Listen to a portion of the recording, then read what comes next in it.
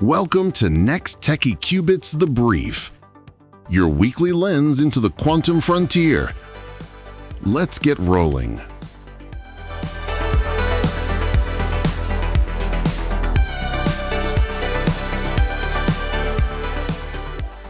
This is the brief on the quantum tipping point of 2026. So what's happening right now in January 2026?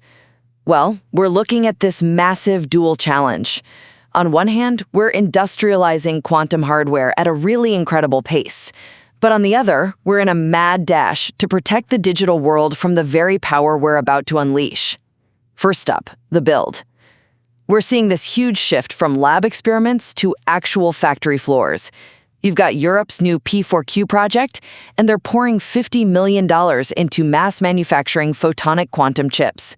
And then, get this, you look over at Japan, and Fujitsu and RIKEN, they're targeting a massive 1,000 qubit computer this very year.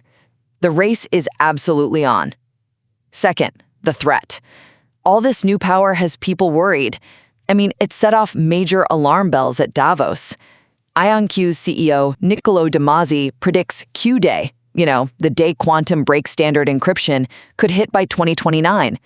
And this makes that whole harvest now, decrypt later strategy so much more real.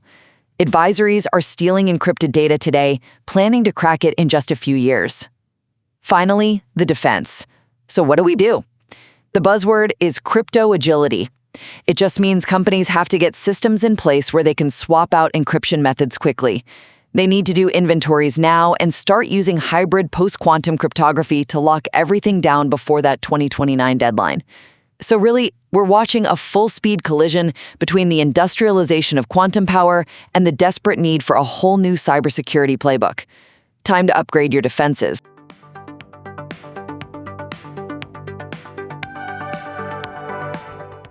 This was NexTechie Qubits The Brief, just a brief overview. Upgrade your subscription to access the full newsletter and our detailed explainer video.